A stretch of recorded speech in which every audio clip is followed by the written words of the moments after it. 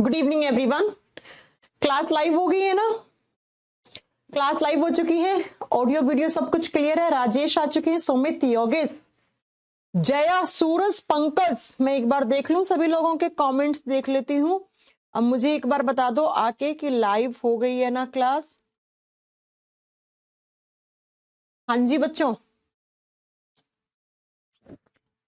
Manoj, Sumit, Pankaj, Yogesh, Nitish, good evening everyone, good evening. सब ठीक है? क्लास स्टार्ट कर दें अपनी आज की। हम क्या पढ़ रहे थे लास्ट क्लास में? हम केमिस्ट्री की क्लास पढ़े थे कल, जिसमें हमने एटॉमिक स्ट्रक्चर, जिसमें हमने परमाणु संरचना फर्स्ट चैप्टर स्टार्ट किया था। एटॉमिक स्ट्रक्चर में हम छोटे छोटे पॉइंट पढ़ेंगे बहुत सारे, जो आगे चलकर हमें पूरी की पूरी केमिस्ट्री को समझाने में हेल्प करेगा, है ना? ठीक है, स्टार्ट करें। ओके, सब कुछ फाइन? ओके प्रिया, पवन, शैलेंद्र, पंकज, राजेश, उमा, ठीक है। चलो, रंजन, जितेंद्र। चलिए, तो हम कल की क्लास में पढ़े थे एटॉमिक स्ट्रक्चर। कल हमने क्या क्या पढ़ लिया था? कल हमने पढ़ा था एटम क्या होता है, एटम के सब एटॉमिक पार्टिकल्स कितने होते हैं, वो कहां कहां पे होते हैं, एटम के सेंटर में क्या होता है, उसका न्यूक्लियस, नाभिक में क्या रहते हैं, प्रोटॉन न्यूट्रॉन रहते हैं। बाहर ये जो सर्कुलर पाथ होते हैं, जिनको ऑर्बिट या शेल कहते हैं, जिनको कक्ष कहते हैं हम, उनमें इलेक्ट्रॉन रिवॉल्व करते रहते हैं। इलेक्ट्रॉन सारा दिन चक्कर काटते रहते हैं, झूमते रहते हैं। ठीक है बच्चा। उसके बाद हमने पढ़ा था कि जो ये आपका एटम होता है, इसकी हमने कुछ डेफिनेशंस लिखी थी, कुछ चीजें बताई थी आपको, नोट डाल करके। ये एक एक लाइन के पॉइंट है जो आगे चलकर हमें बहुत समझ में आएंगे। उसके बाद कल मैंने बताया था आपको कि 1 से लेके 20 तक एटॉमिक नंबर आपको याद करने हैं, परमाणु क्रमांक आपको याद करने हैं। तो किस किस बच्चे ने याद कर लिए हैं? मैं उम्मीद यही कर रही हूं कि आप सबने याद कर लिए होंगे। और फिर मैंने कहा था एटॉमिक मास भी आपको याद करने हैं, उनके परमाणु द्रव्यमान भी आपको याद करने हैं। और परमाणु द्रव्यमान कैसे याद करते हैं वो भी मैंने कल बता दिया था। कोई स्टैंडर्ड फॉर्मूला नहीं था, लेकिन वो याद करने का एक तरीका है, तो आप उससे याद कर सकते हैं। अब चलते हैं आगे। देखो, बेसिक से एक एक चीजें लेके चल रहे हैं, फिर सारी चीजों को जोड़ के हम पीटी पढ़ेंगे, पीरियोडिक टेबल पढ़ेंगे, वहां पे सब कुछ काम में आएगा। अब जरा नोट डाल के कुछ मेरी चीजें लिखो, 3-4 पॉइंट लिखो, अच्छे से नोट डाउन करो। क्या बच्चा, मैंने कल आपको बताया था कि जो हम एलिमेंट्स होते हैं ना, जो तत्व होते हैं, उनको हम डिनोट किससे करते हैं? सिंबल से। तो ये जो एटॉमिक सिंबल है, ये एटॉमिक सिंबल सबसे पहले किस साइंटिस्ट ने दिया था, यानी कि किसने इंट्रोड्यूस किया था? एटॉमिक सिंबल का मतलब हो गया परमाणु प्रतीक, यानी कि जैसे आपने हाइड्रोजन को H दिया, ये तो बहुत बाद में आया। पहले क्या हुआ बच्चा? पहले जॉन डाल्टन जी ने पूरे के पूरे संसार को ये बताया। जॉन डाल्टन जी ने सबसे पहले एटॉमिक सिंबल बनाए कुछ। तो अगर आपसे पूछ रहे ना कि सबसे पहले ये एटॉमिक सिंबल किसके द्वारा इंट्रोड्यूस किए गए थे, तो जॉन डाल्टन जी ने सबको इंट्रोड्यूस करवाया था। लेकिन जॉन डाल्टन जी ने बहुत ही कॉम्प्लिकेटेड से सिंबल्स रखे थे। जैसे इस तरीके से एक का सिंबल रख दिया, एक का इस तरीके से रख दिया, किसी एक एलिमेंट का, किसी का इस तरीके से रख दिया, किसी का ऐसे रख दिया, 2 तरीके से। लेकिन ये बहुत कॉम्प्लिकेटेड चीजें हो रही थी। उसके बाद में जो मॉडर्न एटॉमिक सिंबल हैं, वो किसके द्वारा दिए गए थे? बहुत ध्यान से सुन लो कि मॉडर्न एटॉमिक सिंबल, आधुनिक जो परमाणुओं के प्रतीक हैं, लिखिए, वो किसने दिया था? आधुनिक परमाणु प्रतीक, ये किसके द्वारा दिया गया था? तो आप बताओगे वो दिया गया था बर्जीलियस के द्वारा। जो मॉडर्न एटॉमिक सिंबल है, सबसे पहले किसने इंट्रोड्यूस किया था? तो वो किया था जॉन डाल्टन ने। फिर जो आधुनिक परमाणु के प्रतीक थे, वो किसने दिया था? ये दिया जे बर्जीलियस। साइंटिस्ट का नाम तो आपको हिंदी इंग्लिश दोनों में सेम ही रहेगा। ओके, तो ये जो आप हाइड्रोजन का H लिखते हो, हीलियम का HE लिखते हो, लिथियम का Li लिखते हो, बोरोन का B लिखते हो, बेरिलियम का Be लिखते हो, ये जो सारे सिंबल्स होते हैं ना बच्चा, इधर कट रहा है ना, तो ये सारे सिंबल्स, इनको हम मॉडर्न एटॉमिक सिंबल कहते हैं। ये किसने दिया था? ये जे बर्जीलियस ने दिया था। ओके, अब बच्चा कुछ सिंबल लैटिन भाषा से लिए गए थे। मैंने आपको बताया था ना कि अगर आपसे पूछ ले कि कुछ सिंबल हैं जो अटपटे से आपको लगते हैं, वो कौन सी भाषा से लिए गए हैं? वो लैटिन भाषा से लिए गए हैं। रेलवे में यहां से क्वेश्चन आ जाता है। कुछ सिंबल लैटिन से लिए गए, जैसे मैम बताओ, जैसे हाइड्रोजन का तो एच है, आप समझ जाओगे हाइड्रोजन की स्पेलिंग में एच आता है, हीलियम की स्पेलिंग में एच ई आता है, ऐसे लिथियम की स्पेलिंग में एल ई आता है, तो आप कर लोगे। पॉइंट समझ में आ गया मेरा। लेकिन अब मेरी बात को जरा ध्यान से सुनो। कुछ होते हैं लैटिन सिंबल, जैसे सोडियम। सोडियम की स्पेलिंग SODIUM होता है, जबकि सोडियम का सिंबल क्या होता है? Na होता है। तो ये कौन सी लैंग्वेज से लिया गया? तो ये लैटिन भाषा में। क्यों? क्योंकि लैटिन भाषा में सोडियम को नेट्रियम कहा जाता है। और बच्चा ये रेलवे वगैरह के एग्जाम में आ जाते हैं याद करने, जैसे मुझे याद है ना, वो आपको भी याद करने पड़ेंगे, इसका कोई तोड़ नहीं है। ओके, कोई शॉर्ट ट्रिक नहीं है। तो लैटिन भाषा में सोडियम को नेट्रियम कहा जाता है। पोटेशियम को क्या कहा जाता है? लिख लीजिए, पोटेशियम। पोटेशियम का सिंबल के होता है, तो इसको हम लैटिन भाषा में कैलियम बोलते हैं। ऐसे ही होता है बच्चा मर्क्यूरी। मर्क्यूरी जिसको हिंदी में हम पारा बोलते हैं, उसका सिंबल Hg होता है। क्यों? क्योंकि इसको बोला जाता है हाइड्रार्गिरियम। हाइड्रार्गिरियम किस भाषा में? लैटिन भाषा में। ऐसे ही एक होता है टंगस्टन, जिसका वायर हम कहां काम में लेते हैं? फ्यूज वायर, किसके? इलेक्ट्रिक बल्ब का। इसका सिंबल होता है W, क्योंकि इसको लैटिन भाषा में वोलंबम कहा जाता है। ठीक है बच्चा, तो ये सारे आपको कुछ कुछ याद करने पड़ेंगे जो एग्जाम में बहुत ज्यादा आ जाता है। सॉरी, वोलंबम नहीं, वो तो मैं मरकरी का लिखने लग गई, प्लम्बम होता है वो। ये होता है वॉल्फॉर्म। वॉल्फॉर्म, तो यहां से W बन गया। चलो अब उसका भी याद आ गया तो वो भी लिख लो। लेड। लेड जिसको हिंदी में हम सीसा कहते हैं, इसका सिंबल PB होता है। क्यों? क्योंकि इसको लैटिन भाषा में प्लम्बम कहा जाता है। प्लम्बम कहा जाता है। सोना, गोल्ड। गोल्ड का सिंबल क्या होता है बच्चा? AU होता है, क्योंकि इसे लैटिन भाषा में ओरम कहा जाता है। ओरम कहा जाता है। तो ये लैटिन लैंग्वेज से लिए गए हैं ये सिंबल, कुछ कुछ सिंबल। ऐसे ही आप एक आधा और लिख लो। और किसका बचा कुछ अलग है तो वो आपको, जैसे जैसे जैसे और किसका बच सकता है? आयरन। आयरन Fe, फेरम कहा जाता है। लिख लो, आयरन का भी लिख लो। आयरन जिसको हिंदी में लोहा कहते हैं, उसका सिंबल Fe होता है। क्यों? क्योंकि इसको लैटिन भाषा में हम फेरम के नाम से जानते हैं। तो स्लाइड से आपके इतने सारे क्वेश्चंस बन गए, एग्जाम में आता है। सबसे पहले ये जो एटॉमिक सिंबल हैं, जो इस तरीके से बनाए गए थे, ये जो बहुत टफ थे, कुछ कुछ आजकल भी काम आते हैं। जैसे रेडियो एक्टिव का सिंबल बना हुआ होता है, कोई सब्सटेंस लिखा हुआ होता है ना, वहां पे रेडियो एक्टिव का ऐसे सिंबल बना हुआ होता है, तो ये जॉन डाल्टन ने दिए थे। फिर ये जो हाइड्रोजन, हीलियम, लिथियम, ये जो आपके बने हैं ना, ये जे बर्जीलियस ने इंट्रोड्यूस किए थे।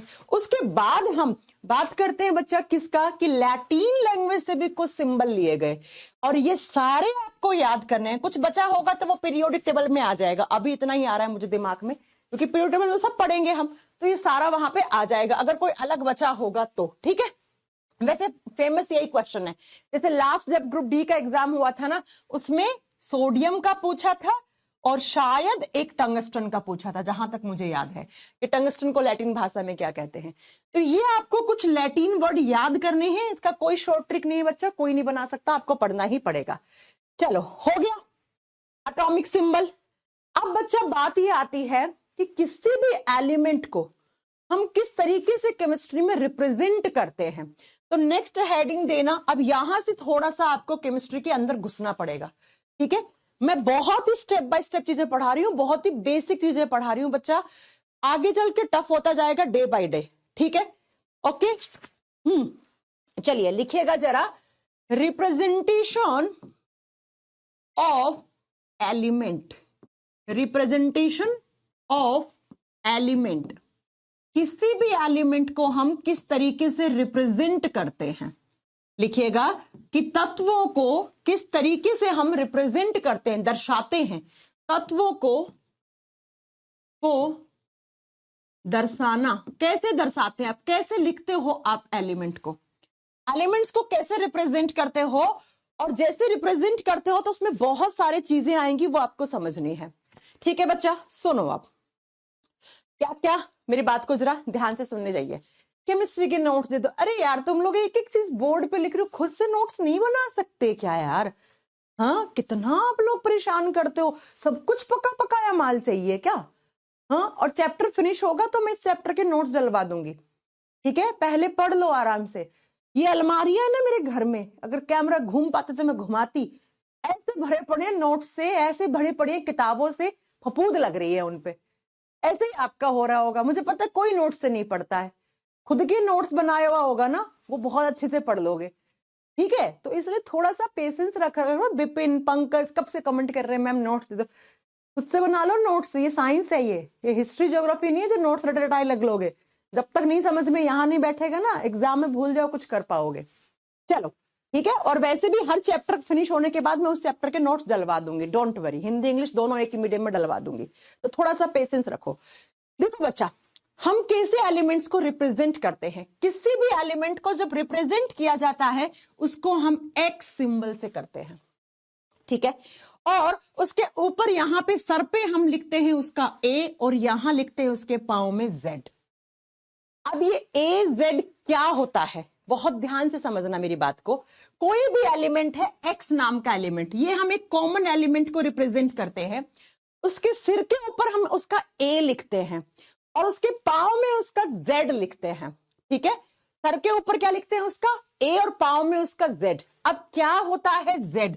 जेड का मतलब होता है इस एलिमेंट का एटॉमिक नंबर। क्या? Atomic number.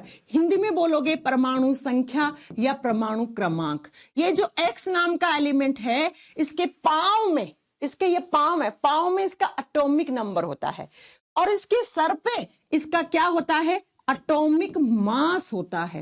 एटॉमिक मास कल मैंने पढ़ाया था हिंदी में, इसको परमाणु द्रव्यमान या परमाणु भार बोल सकते हो आप। तो इसके सर पे क्या होता है? इसका परमाणु द्रव्यमान होता है।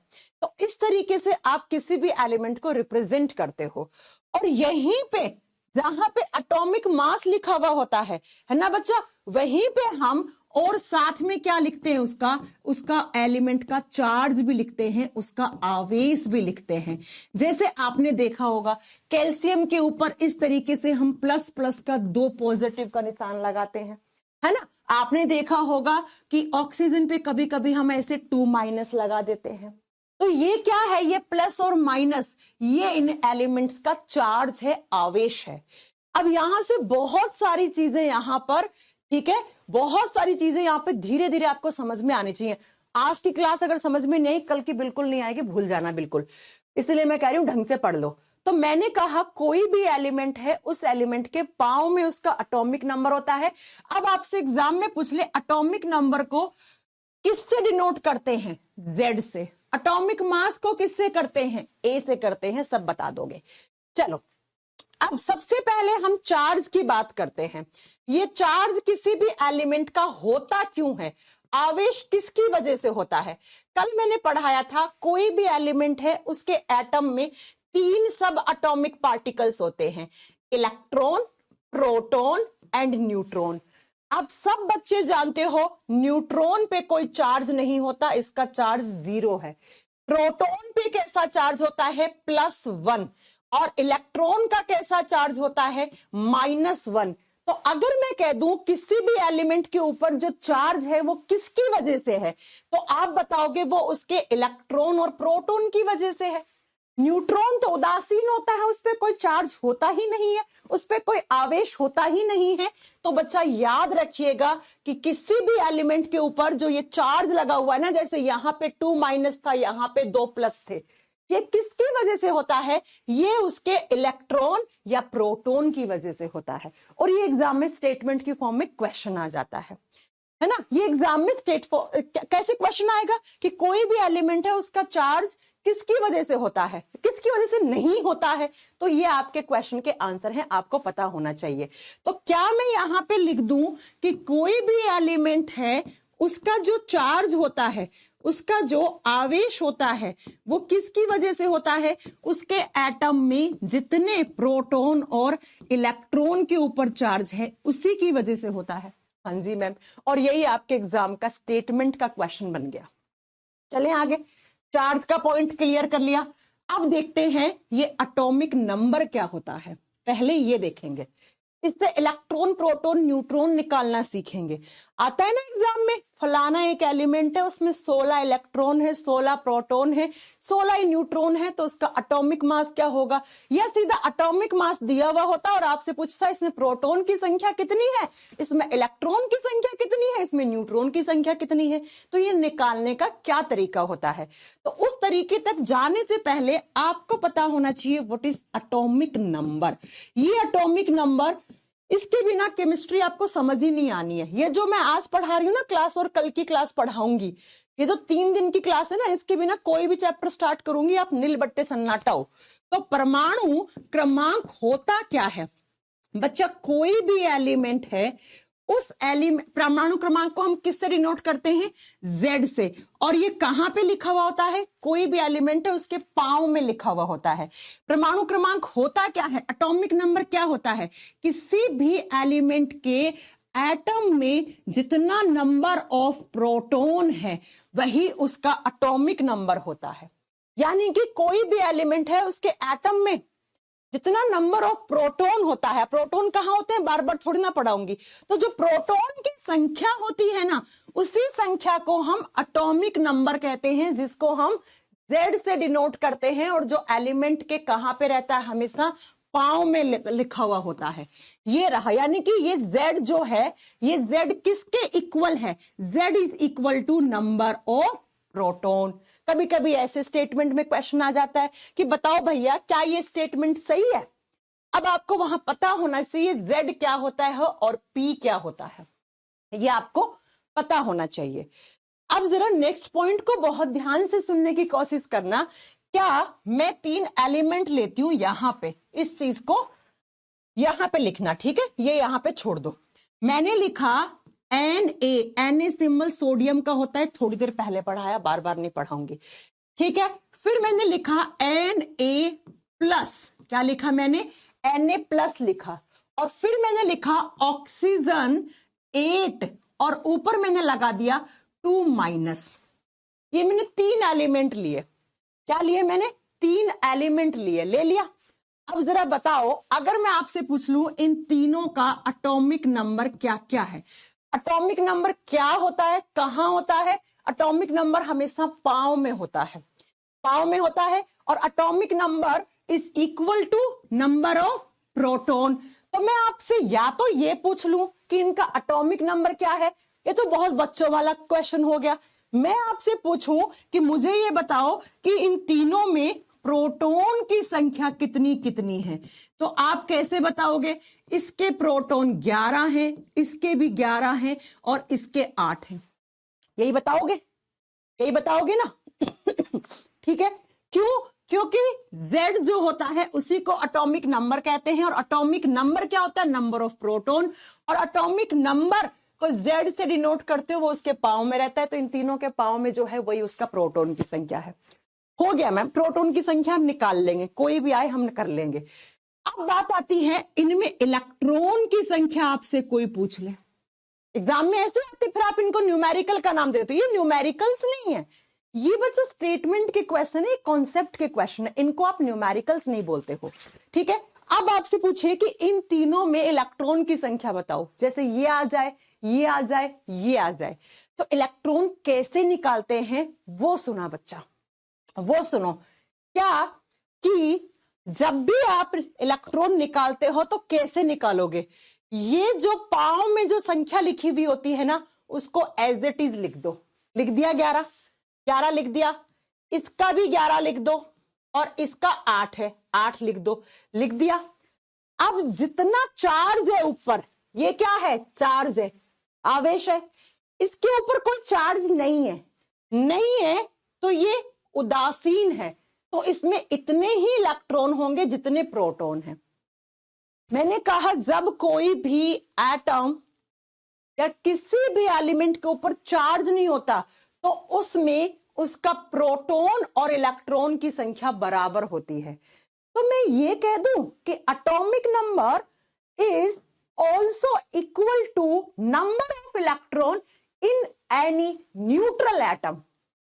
मैं ये कह दूं कि एटॉमिक नंबर यानी Z is also equal to number of electron. कह सकती हूं कब? जब वो एटम क्या है? न्यूट्रल है। न्यूट्रल का मतलब वो उदासीन है, यानी कि उसके ऊपर कोई भी चार्ज नहीं है। ये चार्ज नहीं है, ना पॉजिटिव ना नेगेटिव। तो जब भी कोई एलिमेंट न्यूट्रल होता है, उसके ऊपर कोई आवेश नहीं होता है, धनात्मक ऋणात्मक पॉजिटिव नेगेटिव कोई चार्ज नहीं होता है, तो उसका जो प्रोटॉन का संख्या है वही उसमें इलेक्ट्रॉन होगा। निकालने का कोई फॉर्मूला नहीं है, याद रखना है। और इसीलिए हम कहते हैं कि Z is also equal to number of electron in any neutral atom. ये लो बच्चा, ये एटॉमिक नंबर का डेफिनेशन बन गया, प्रॉपर हो गया। चलो मैम, हम न्यूट्रल वाले के इलेक्ट्रॉन निकाल लेंगे, जो प्रोटॉन है वही इलेक्ट्रॉन हो जाएंगे। अब इसमें और इसमें कैसे निकालेंगे? इनके पाँव में जो था वो लिख लिया 11, इसके पाँव में था 8, लिख लिया। अब जितना ऊपर चार्ज है और जो उस चार्ज का सिंबल है उसको रिवर्स कर दो नीचे लाके। यहां पर 1 प्लस चार्ज है तो 1 माइनस कर दो बच्चा यहां पे, और 11 माइनस 1 करते ही कितना बच गया? 10। तो इसमें इलेक्ट्रॉन की संख्या 10 है। यहां पे चार्ज कितना है? 2। 2 क्या है? ऋणात्मक है, यानी कि नेगेटिव है।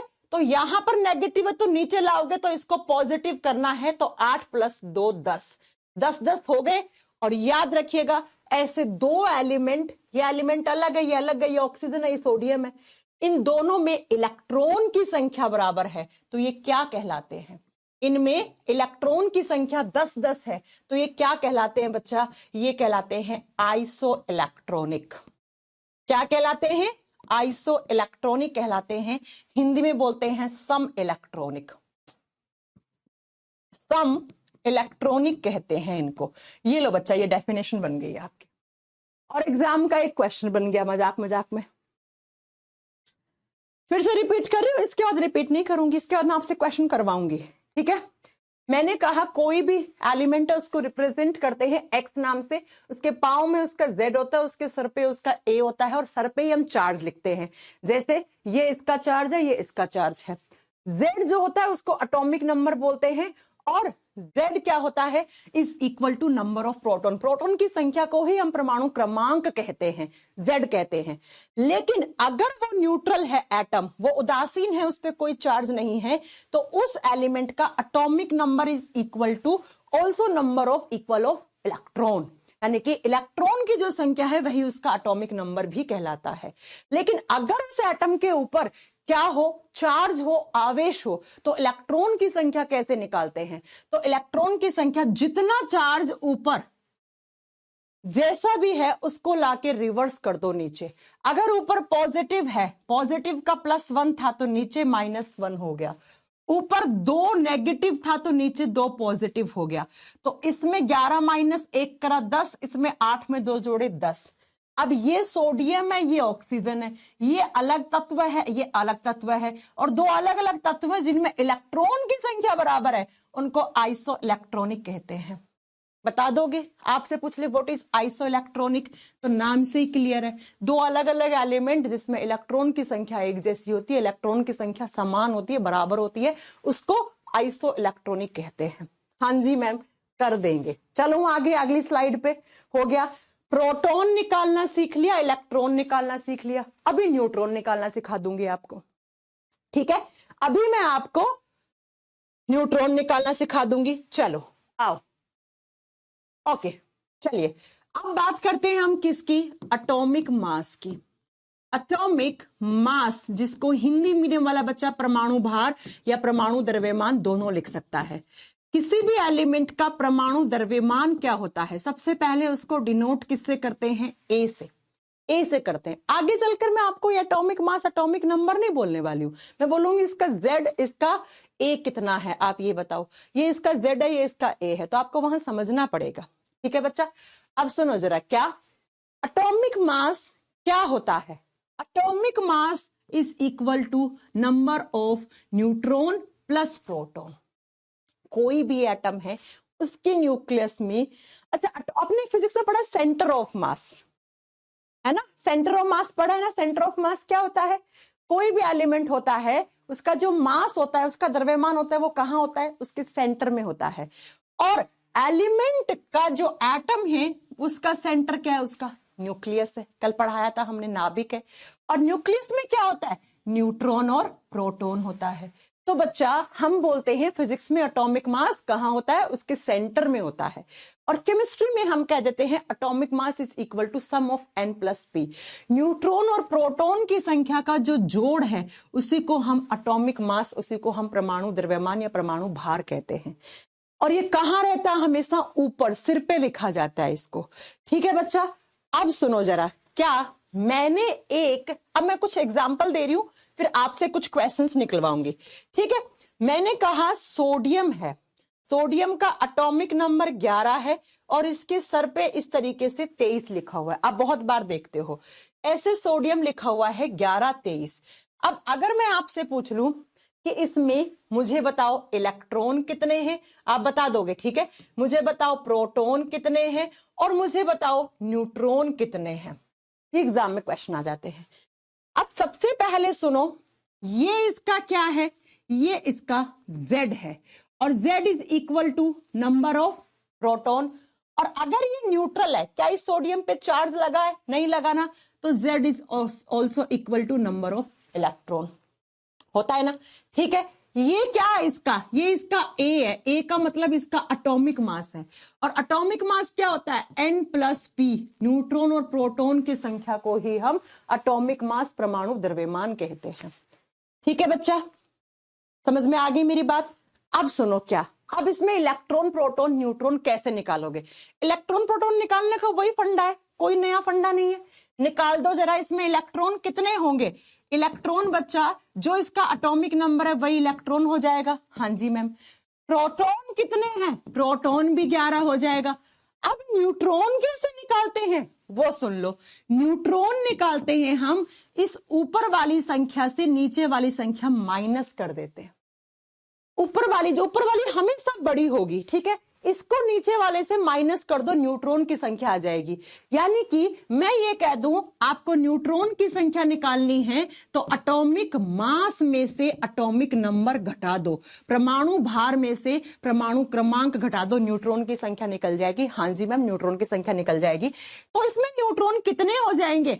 23 माइनस 11, ये इसके न्यूट्रॉन की संख्या आ गई। ये लो बच्चों, ये लो बच्चों, आ गया इलेक्ट्रॉन प्रोटॉन न्यूट्रॉन निकालना। कर दोगे? चलो फटाक फटाक से 2-4 क्वेश्चन करवाती हूं। लास्टली बताती हूं, इसके बाद नहीं बताऊंगी।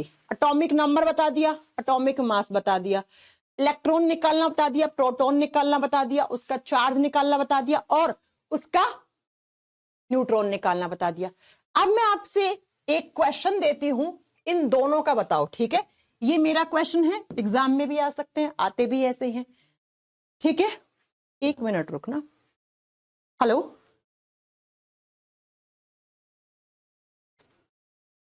पता नहीं इतना क्या अर्जेंट है, 10 बार मिस कॉल कर दिया। चलो एक क्वेश्चन देती हूं। आर्गन, AR सिंबल होता है आर्गन का, आगे पढ़ोगे। आर्गन का एटॉमिक नंबर 18 होता है और आर्गन का एटॉमिक मास 40 होता है। एक और क्वेश्चन दे रही हूं आपको, कैल्शियम, कैल्शियम का एटॉमिक नंबर 20 होता है, एटॉमिक मास 40 होता है। अब इन दोनों में इलेक्ट्रॉन प्रोटॉन न्यूट्रॉन की संख्या बता दो मुझे फटाक से। मैं नहीं बताने वाली हूं, आप फटाक से बताओ, जल्दी बताओ बच्चों। अगर ये बता दिया तो मैं समझ जाऊंगी आपको आ जाएगा। इन दोनों में पहले इलेक्ट्रॉन की संख्या निकालो, फिर प्रोटॉन की संख्या निकालो, फिर न्यूट्रॉन की संख्या निकालो और मुझे बता दो। चलो बच्चों जल्दी बताओ, फिर अगला करें अपन। क्लास का टाइम होने वाला है, देखो आधे घंटे से ऊपर हो गया है, फटाक फटाक बता दो मुझे, फिर आगे चले अपन।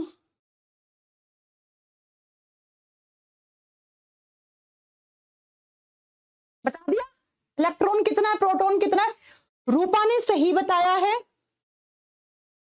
मैम आप जितना बायो पढ़ा रही हो वही सब आया है पेपर में। कौन सा पेपर हो गया अभी प्रिंस? प्रिंस बेटा कौन सा पेपर हो गया? हाँ जी, इलेक्ट्रॉन प्रोटॉन न्यूट्रॉन बता दोगे? 18 18 22 होगा। सही बता रहे हो सब लोग? राहुल कुमार गलत बताया। राहुल 17? क्या 17? कहां से राहुल 17 हो गया? 17 तो मैं क्लास को वापस। और ये बादल, आप भी गलत बता रहे हो। नहीं, बादल ने सही बताया। ये क्या है? नितेश। नहीं नहीं, नितेश भी नहीं था। क्या नाम था उसका? संजू। संजू भी ठीक बता रहा है। एक नीचे चला गया उसका नाम।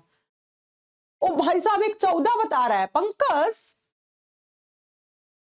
पंकज कह रहे 14 और बनादू कह रहे 20-20। इलेक्ट्रॉन प्रोटॉन न्यूट्रॉन तीनों ही 20-20 है। अच्छा चलो एक बार मैं निकालू इलेक्ट्रॉन की संख्या। चार्ज तो कोई है ही नहीं, अभी मैं चार्ज वाला दूंगी थोड़ी देर के बाद, वो आप बताओगे, ठीक है।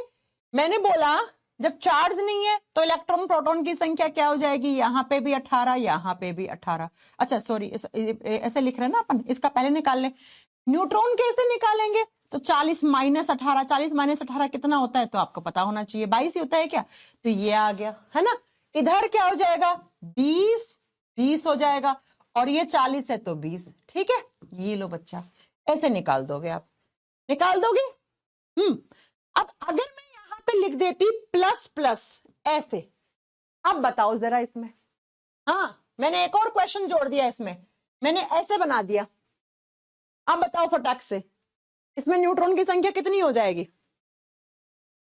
Ca प्लस प्लस में कैल्शियम के ऊपर 2 मैंने पॉजिटिव चार्ज दे दिया, तो चार्ज वाला भी आ जाएगा, तो कर दोगे ना, रिवर्स कर देना। जितना ऊपर चार्ज है उसको उल्टा कर देना नीचे लाके। अगर ऊपर 2 है प्लस का तो नीचे -2 हो जाएगा, ऊपर -4 है तो नीचे +4 हो जाएगा। ठीक है बच्चा, कर लोगे ये क्वेश्चन? एग्जाम में आ जाते हैं, बचकाना से क्वेश्चन होते हैं, और ढंग के एग्जाम में भी आ जाते हैं कभी कभी। तो आपने atomic number, atomic mass, electron proton neutron charge, ये सब कुछ सीधे समझ ली। चलो अब चलते हैं थोड़ा सा आगे। आगे चलो बच्चों, चलिए अब जरा नोट डाल के एक पॉइंट लिखना, नोट डाल के एक पॉइंट लिखना। हेनरी मोजले करके एक साइंटिस्ट थे। क्या साइंटिस्ट का नाम क्या था? हेनरी मोजले। और हेनरी मोजले जी ने ना एक स्टेटमेंट दी थी। क्या स्टेटमेंट दी थी? बहुत ध्यान से सुनना। और इसी स्टेटमेंट से आपका मॉडर्न पीरियोडिक टेबल भी बना है पूरा। जो एलिमेंट्स बने हैं ना, जैसे आपको पता है कि सोडियम 11 नंबर पे रखा हुआ है उस पीरियोडिक टेबल में, 11 पे क्यों रखा है ना, 13 पे एल्यूमिनियम को क्यों रखा, 20 पे कैल्शियम को क्यों रखा, 30 पे जिंक को क्यों रखा, 80 पे मरकरी को क्यों रखा। तो हेनरी मोजले जी ने एक चीज बताई थी। आशीष आप समझ में नहीं आएगी, क्लास 40 मिनट लेट हो, समझ में नहीं आएगी, छोड़ दो क्लास, कल देखना। हेनरी मोजले ने कहा कोई भी एलिमेंट है ना, उसका जो केमिकल प्रॉपर्टी होता है, केमिकल प्रॉपर्टी होता है, केमिकल प्रॉपर्टीज, ये किस पे डिपेंड करती हैं? किसी भी एलिमेंट के chemical properties depends on its atomic number. Atomic number क्या कहा इन्होंने? कहा, किसने कही ये स्टेटमेंट? पहले तो ये लिख लो, this statement was given by Henry Moseley, क्योंकि आ जाता है ये स्टेटमेंट का क्वेश्चन। हेनरी मोजले करके एक साइंटिस्ट थे जो आपका पीछा नहीं छोड़ेंगे, आगे फिर से आएंगे। ठीक है, हेनरी मोजले, इन्होंने एक स्टेटमेंट दिया, इन्होंने एक कथन दिया। क्या कहा इन्होंने? कहा किसी भी तत्व के जो रासायनिक गुण होते हैं, जो उसकी केमिकल प्रॉपर्टीज होते हैं, जो उसका केमिकल बिहेवियर बोल दो, केमिकल बिहेवियर, केमिकल प्रॉपर्टीज बोल दो, जो उसका रासायनिक व्यवहार या रासायनिक गुण होता है, वो किस पे डिपेंड करता है? रासायनिक गुण किस पे निर्भर करता है? तो उसके परमाणु क्रमांक पे निर्भर करता है, ना कि उसके परमाणु भार पे, यानी कि एटॉमिक नंबर पे डिपेंड करता है, उसके परमाणु क्रमांक पे डिपेंड करता है। अब ये स्टेटमेंट को मैं थोड़ा सा समझाने जा रही हूं आपको। ये स्टेटमेंट किसने कही? तो ये हेनरी मोजले जी ने कही कि भाई कोई भी एलिमेंट है, उसकी केमिकल बिहेवियर जो होगा ना, जो उसका रासायनिक व्यवहार होगा, वो उसके परमाणु क्रमांक पे निर्भर करता है। अब बच्चा मैं एक स्टेटमेंट दे रही हूं, आप मुझे बताना क्या ये सही है? मैंने लिखा इधर atomic mass, atomic mass Hindi में मैं लिखती हूं परमाणु द्रव्यमान। कोई एक बच्चा कह रहा है मैम बायो खत्म हो गया क्या? कितने दिन बाद क्लास कर रहे हो अनवर? हा? अभी कहाँ हो गया? 3 दिन बायो, 3 दिन केमिस्ट्री चलवा लिया आप लोगों ने जिद करके। कहा था पहले बायो खत्म कर लो, लेकिन नहीं मान रहे थे। चलो सुनो, मैंने कहा मैं एक स्टेटमेंट दे रही हूं, आप लोगों से पूछ रही हूँ कि आप लोग बताओ, एग्जाम में आता भी एक क्वेश्चन। एटॉमिक मास और एटॉमिक नंबर में क्या रिलेशन होता है? एटॉमिक मास और एटॉमिक का क्या संबंध है, परमाणु भार का परमाणु क्रमांक से क्या संबंध है। ठीक है, ये आपसे मैंने पूछा और मैं ऑप्शन भी दे रही हूं। यहां पे एक सिंबल लगेगा, क्या लगेगा, ये सिंबल लगेगा, ये लगेगा, ये लगेगा, ये लगेगा, ये लगेगा, इसमें से कौन सा सिंबल लगेगा। कल की क्लास में मैंने एक चीज पढ़ाई थी, मैंने कहा था एटॉमिक मास हमेशा एटॉमिक नंबर से बड़ा होता है। चलो पीछे की स्लाइड्स में देखते हैं। एटॉमिक मास बड़ा है ना, ये इससे, इसका भी एटॉमिक मास बड़ा है, एटॉमिक नंबर से एटॉमिक मास बड़ा होता है हमेशा। देख लो इसका भी बड़ा है, कहीं से भी देख लो ना, किसी भी एलिमेंट का एटॉमिक मास जो होता है ना वो बड़ा होता है किससे, एटॉमिक नंबर से। एक एलिमेंट को छोड़ दो, कौन सा एलिमेंट था भाई साहब, ये है आवारा तत्व, इसे नोटोरियस एलिमेंट कहा जाता है। आवारा है, आवारे कुत्ते होते हैं ना, यहां वहां घूमते रहते हैं, ये भी एक जगह नहीं टिकता, हाइड्रोजन भी, इसको notorious element of periodic table कहते हैं, आगे बताएंगे क्यों। समझे ना मेरी बात, मैंने कहा था हाइड्रोजन का एटॉमिक नंबर एटॉमिक मास एक एक होता है, बराबर होता है। तो मैं ये कह दूं कि एटॉमिक मास हमेशा बड़ा होगा, लेकिन हाइड्रोजन के केस में ये बराबर भी होगा।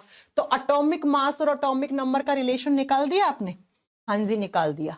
ये एग्जाम का क्वेश्चन, ये एग्जाम का क्वेश्चन, ठीक है। हाँ मिर ने बहुत सही आंसर दिया, हो गया बच्चा। चलूं अगली स्लाइड पे। अभी नहीं समझ में आ रहा कि मैम ये सब क्यों बता रही है, आगे चल के सब समझ में आएगा, ठीक है। और हेनरी मोजले ने कहा कि कोई भी आपका क्या है एलिमेंट है, उसका जो केमिकल प्रॉपर्टीज होगा, अब ये केमिकल प्रॉपर्टीज क्या होती हैं, valency, atomic radius, electropositivity, electronegativity, ये सब आएगा धीरे धीरे। ये केमिकल प्रॉपर्टीज हमेशा किसकी, एटॉमिक नंबर पे डिपेंड करती हैं, और इसी एटॉमिक नंबर के आधार पे हेनरी मोजले ने एलिमेंट्स को अरेंज करके क्या बना दिया, पीटी बना दिया। पीटी का मतलब पीरियोडिक टेबल, आवर्त सारणी बना दिया।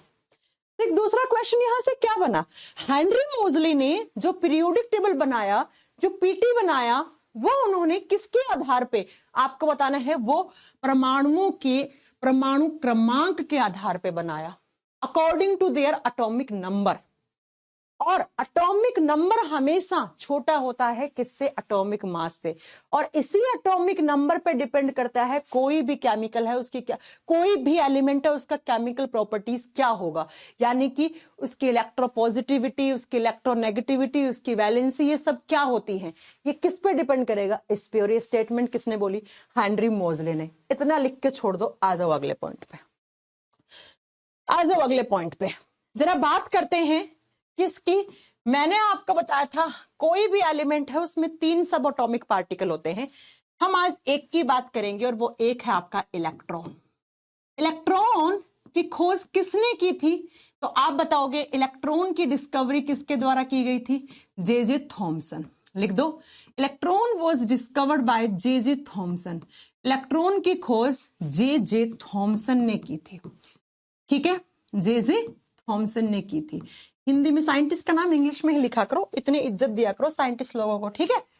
अब आपको पता है इलेक्ट्रॉन पे कैसा चार्ज होता है, इलेक्ट्रॉन पे कैसा चार्ज होता है, पॉजिटिव या नेगेटिव, आप जानते हो इलेक्ट्रॉन पे नेगेटिव चार्ज होता है। और इलेक्ट्रॉन के चार्ज का वैल्यू कितना होता है, कितना होता है, इसका आवेश का मान कितना होता है, तो 1.6 इंटू 10 की पावर -19 कुलाम।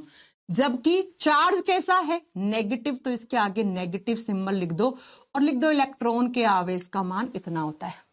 अब कहोगे मैम ये तो बचपन से पढ़ते आ रहा, कुछ नया पढ़ाओ, अभी पूछ लूंगी आपसे 2 क्वेश्चन, आप बताना, आपको बताना पड़ेगा। हो गया, चलो। इलेक्ट्रॉन का मास कितना होता है, इलेक्ट्रॉन का द्रव्यमान कितना होता है, और द्रव्यमान कितना होता है इलेक्ट्रॉन का, तो आप बताओगे 9.1। एक सेकेंड, हाँ जी, 9.1 इंटू 10 का पावर -31 किलोग्राम। सी क्या है, कुलाम है, केजी क्या है, किलोग्राम है। ओके, हो गया। इलेक्ट्रॉन का आवेश, इलेक्ट्रॉन का मास आपको याद हो गया होगा और बचपन से करते आ भी रहे हैं, कोई बड़ी बात नहीं। अब मेरा क्वेश्चन आपसे यह है कि जो इलेक्ट्रॉन होता है इसके एंटी पार्टिकल का नाम क्या होता है? इलेक्ट्रॉन के एंटी पार्टिकल का नाम क्या होता है? ये एग्जाम का क्वेश्चन है, मेरा नहीं है। और हिंदी में बोलते हैं इलेक्ट्रॉन का प्रतिकण, विपरीत कण। इसका प्रति का मतलब विपरीत होता है, एंटी पार्टिकल। हाँ जी, एंटी पार्टिकल क्या होता है आपसे पूछ रहा है। इलेक्ट्रॉन के एंटी पार्टिकल का नाम क्या होता है? सबसे पहला आपको पता होना चाहिए एंटी पार्टिकल क्या होता है ना? एंटी पार्टिकल क्या होता है? पार्टिकल का एंटी, पार्टिकल का विपरीत, यानी कि ऐसा ही पार्टिकल जिसका चार्ज और मास का वैल्यू तो यही होना चाहिए, लेकिन आवेश क्या होना चाहिए? हमेशा उल्टा होना चाहिए। प्रोटॉन बोल रहे हैं राज, पंकज, विवेक, यही पढ़ा ना तुम लोगों ने केमिस्ट्री। फिर कहते हो मैम हम तो बचपन से केमिस्ट्री पढ़ते आ रहे। वाह जी वाह हीरामणि, है ना? विवेक ने सही आंसर दिया। सुनो, एंटी पार्टिकल की डेफिनेशन क्या होता है? बोथ हैव, लिखना एंटी पार्टिकल का, बोथ हैव यानी कि पार्टिकल और anti particle both have same mass and charge. Same mass, पहले मास लिखो अच्छा लगेगा। Same mass and same charge, but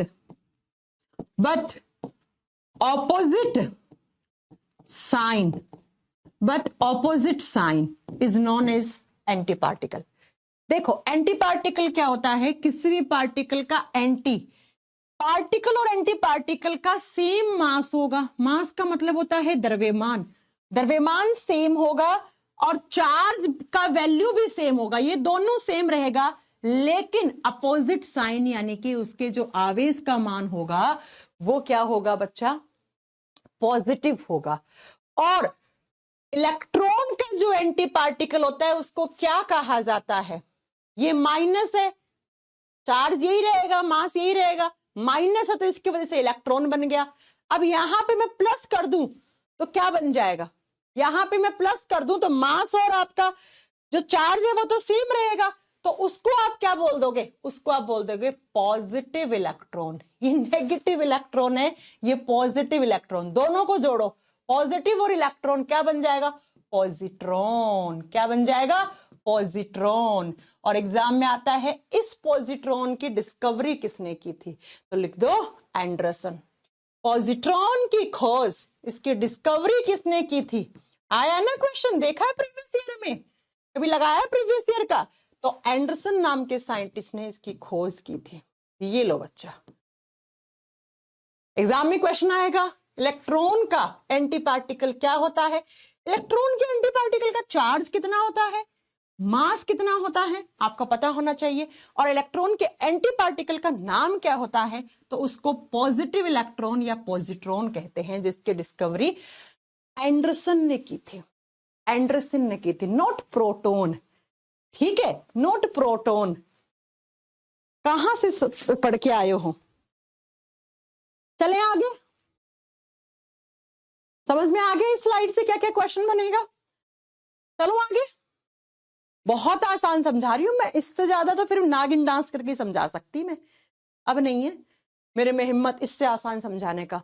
तो पॉजिट्रॉन क्या होता है, इसकी खोज किसने की, किसका एंटी पार्टिकल होता है, बता दोगे? क्वेश्चन बन गए तो हाँ जी मैम बता देंगे। अब आओ जरा नेक्स्ट पॉइंट पे। आप जानते हो केमिस्ट्री में क्या बनते हैं? केमिस्ट्री में बॉन्ड बनते हैं। ये कलर तो आपको नहीं दिखेगा ना, नहीं। चलो, केमिस्ट्री में क्या बनते हैं? आबंध बनते हैं, बॉन्ड फॉर्मेशन होता है केमिस्ट्री में। अब आप कहोगे मैम हम तो जिंदगी में भी बॉन्ड बनाना चाहते हैं किसी ना किसी से, तो उसके लिए आपकी केमिस्ट्री स्ट्रोंग होनी चाहिए किसी से, तब आपका बॉन्ड बनेगा, है ना? हिंदी में बोलते हैं आबंध का बनना, लिख लो, आबंध या बंध भी बोलते हैं, ठीक है, आबंध का बनना, या लिख दो बंध का बनना। आप जानते हो केमिस्ट्री में बॉन्ड बनते हैं, है ना, पढ़ा है ना, hydrogen bond, ionic bond, metallic bond, आगे पढ़ोगे भी सारा, ठीक है, अब मेरी बात को जरा ध्यान से सुनना। केमिस्ट्री में, अच्छा ये बताओ, बॉन्ड बनना कैसा प्रोसेस है? फिजिकल प्रोसेस है या केमिकल प्रोसेस है? अगर मैं आपसे पूछूं कोई भी दो एलिमेंट है उनके बीच में बॉन्ड बन रहा है, तो वो फिजिकल प्रोसेस है, वो भौतिक अवस्था है, या उसकी केमिकल प्रोसेस है? आप सब जानते हो बॉन्ड बनना क्या होता है, केमिकल प्रोसेस होता है। पहली पॉइंट तो यही आप लिख लो, ठीक है। केमिकल प्रोसेस का मतलब है रासायनिक क्रिया है, ये कोई फिजिकल प्रोसेस नहीं है। फिजिकल प्रोसेस क्या होता है बच्चा? बताती हूं अभी फिजिकल प्रोसेस क्या होता है। स्लाइड का जलना, स्लाइड का बुझना, ये फिजिकल प्रोसेस है ना। केमिकल प्रोसेस वो होती है जहां पे इलेक्ट्रॉन काम में आते हैं, इलेक्ट्रॉन काम में आता है। अब सुनो जरा, क्या यहां से कुछ पॉइंट आपको मुझे क्लियर करना है। क्या करना है क्लियर, वो सुनो। कोई भी एलिमेंट है, ठीक है, इस तरीके से एलिमेंट है, ये उसका एटम है। आप जानते हो, कोई, मैं एलिमेंट का नाम नहीं ले रही हूं, ये उसका क्या है, न्यूक्लियस है, उसका नाभिक है। और नाभिक के बाहर ये जो गोल गोल चक्कर बताए थे, ये क्या बता, इसको क्या कहते हैं हम? ऑर्बिट कहते हैं, कक्ष कहते हैं, शेल कहते हैं। और इन शेल में क्या रहते हैं? इलेक्ट्रॉन रहते हैं, झूमते रहते हैं इलेक्ट्रॉन, है ना, झूमते रहते हैं ना। इसमें भी इलेक्ट्रॉन झूमते रहते हैं। इसको के बोलते हैं, इसको एल बोलते हैं, इसको एम बोलेंगे, इसको एन बोलेंगे, इसको ओ बोलेंगे, इसको पी बोलेंगे। इनमें मैक्सिमम नंबर ऑफ इलेक्ट्रॉन भी आप निकाल सकते हो। कौन से फॉर्मूले से? 2n² से निकाल सकते हो, सब पढ़ा चुकी हूं। अब ऐसे आपको आना चाहिए, ऐसे केमिस्ट्री आपको लर्न होगी कि ये मैम ने बनाया, तो इसके पीछे का इतिहास जो पढ़ा चुके हैं वो आपको आना चाहिए। अब सुनो बच्चा, मैं क्या बताना चाह रही हूं। कोई भी केमिकल प्रोसेस होती है, यानी कि जब बॉन्ड बनते हैं, क्या बनते हैं? बॉन्ड बनते हैं। तो बॉन्ड बनने में कौन से इलेक्ट्रॉन हिस्सा लेते हैं, मैं ये बता रही हूं, ठीक है। ये जो कोई भी एलिमेंट है, उसका जो सबसे आउटर शेल है, आउटर ऑर्बिट है, जैसे इसमें दो ही है, के और एल दो ही है ना। ये इसका के बोल देंगे, ये इसका एल बोल देंगे, दो ही शेल है। तो इसका आउटर कौन सा हो गया? ये हो गया ना। तो इस आउटर शेल को क्या कहा जाता है, पहले ये सुनो। आउटर शेल को हम केमिस्ट्री में कहते हैं वैलेंस सेल। क्या कहते हैं इसको? वैलेंस शेल कहते हैं। हिंदी में बोलते हैं इसको बाहरी कक्षा, या हम इसको कह देते हैं संयोजी कक्षा। संयोजी कक्षा या बाहरी कक्षा, कोई भी एलिमेंट है उसके आउटर वाला शेल जो होता है ना, उसको हम वैलेंस शेल कहते हैं। अब मैं आउटर शेल नहीं बोलूंगी, आगे से मैं वैलेंस शेल बोलूंगी, ठीक है। और इस वैलेंस सेल में जो भी इलेक्ट्रॉन होते हैं, मुझे नहीं पता 2 4 6 8 कितने होते हैं, मुझे नहीं मतलब उससे। इन इलेक्ट्रॉन को कहा जाता है वैलेंस इलेक्ट्रॉन। इनको क्या कहा जाता है? इनको वैलेंस इलेक्ट्रॉन, इनको संयोजी इलेक्ट्रॉन कहा जाता है। क्या? संयोजी इलेक्ट्रॉन। और याद रखिएगा, जब भी कहीं पर भी कोई एलिमेंट्स के बीच में बॉन्ड बनता है, तो बॉन्ड बनने में हिस्सा यही इलेक्ट्रॉन लेते हैं, ये वाले। ये कहाँ है? वैलेंस सेल वाले। ये अंदर वाले नहीं है, के शेल वाले नहीं है, ये तो अंदर होगी ना इसकी, आउटर शेल वाले। आउटर शेल को हमने क्या बोला? Valence shell. तो मैं ये कह दूं कि जब भी कहीं पे कोई बॉन्ड बनता है तो उसमें कौन हिस्सा लेता है? तो आप क्या बताओगे बच्चा? उसमें वैलेंस इलेक्ट्रॉन हिस्सा लेते हैं। वैलेंस इलेक्ट्रॉन हिस्सा लेते हैं, यानी कि संयोजी इलेक्ट्रॉन हिस्सा लेते हैं, ठीक है। संयोजी इलेक्ट्रॉन हिस्सा लेते हैं।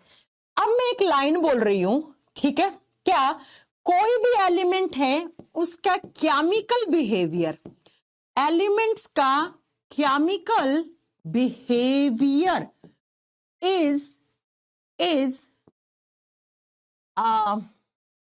केमिकल, अच्छा ऐसा लिखो, थोड़ा स्टेटमेंट से करो। Chemical behaviour of an element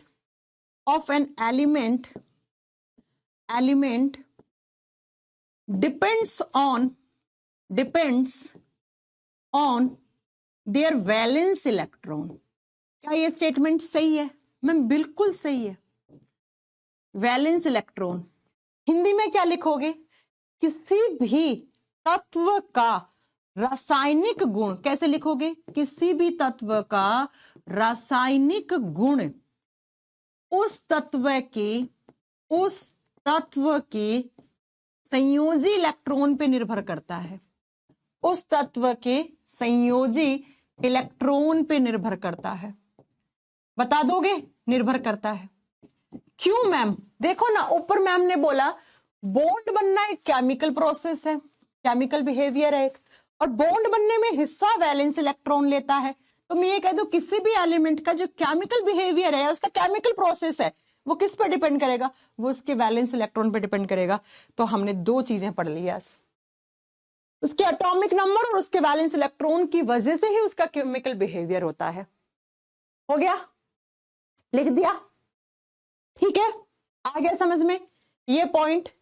यहां तक के क्लास में किसी को भी डाउट है?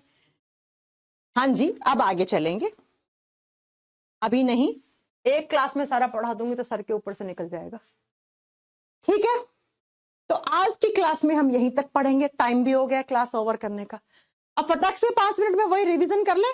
चलो, रिवीजन करने में हमने आज क्या क्या पढ़ा? मैम ने आज आपको पढ़ाया सबसे पहले कि एलिमेंट्स को हम उनके एटॉमिक सिंबल से डिनोट करते हैं। ये एटॉमिक सिंबल पहले दिए जॉन डाल्टन ने, लेकिन बड़े कॉम्प्लिकेटेड दिए, लोगों को ऐसा बनाना मतलब बहुत मुश्किल होता है। फिर मॉडर्न एटॉमिक सिंबल जो हम अभी देख रहे हैं, हाइड्रोजन का H, हीलियम का H, नियोन का Ne, ये किसने दिया? ये आपके जे बर्जीलियस ने। ये साइंटिस्ट के नाम याद करने हैं। कुछ है जो हमने लैटिन भाषा से ले लिए, ये सबके लैटिन वर्ड, लैटिन नेम है इनके। जैसे आपका घर का नाम अलग है, आपके स्कूल का नाम अलग है, तो वैसे याद कर लो। ये इनका घर का नाम है सोडियम, ये इनके स्कूल का नाम है नेट्रियम, है ना? चलो, ये आपको याद करने पड़ेंगे। उसके बाद हमने पढ़ा एटॉमिक नंबर क्या होता है और एटॉमिक मास क्या होता है। एटॉमिक नंबर क्या होता है और कोई भी एलिमेंट है उसका चार्ज क्या होता है, वो पढ़ा दिया मैंने। एटॉमिक नंबर को किससे डिनोट करते हैं, फिर मैंने बता दिया प्रोटॉन और इलेक्ट्रॉन कैसे निकालते हैं। फिर मैंने अगली स्लाइड में बता दिया किसी भी एलिमेंट का एटॉमिक मास क्या होता है और उसका इलेक्ट्रॉन, प्रोटॉन, न्यूट्रॉन हम कैसे निकालते हैं, आप सीख गए होंगे। फिर मैंने कहा कोई भी एलिमेंट है उसके एटॉमिक मास और एटॉमिक नंबर के रिलेशन, दोनों के बीच में क्या रिलेशन है, तो ये रिलेशन है। ये सिर्फ हाइड्रोजन के लिए, ये बाकी सब एलिमेंट्स के लिए है। ठीक है, उसके बाद मैंने कहा इलेक्ट्रॉन का इतना चार्ज होता है, इतना मास होता है। इलेक्ट्रॉन का एंटी पार्टिकल जो होता है उसको पॉजिट्रॉन या पॉजिटिव इलेक्ट्रॉन कहते हैं, जिसकी डिस्कवरी किसने की। फिर मैंने कहा जब भी केमिस्ट्री में बॉन्ड बनते हैं तो बॉन्ड बनने में जो इलेक्ट्रॉन हिस्सा लेते हैं वो वैलेंस सेल के लेते हैं। अब वैलेंस सेल क्या होता है? आउटर शेल होता है। आउटर क्या? सबसे बाहरी कक्षा।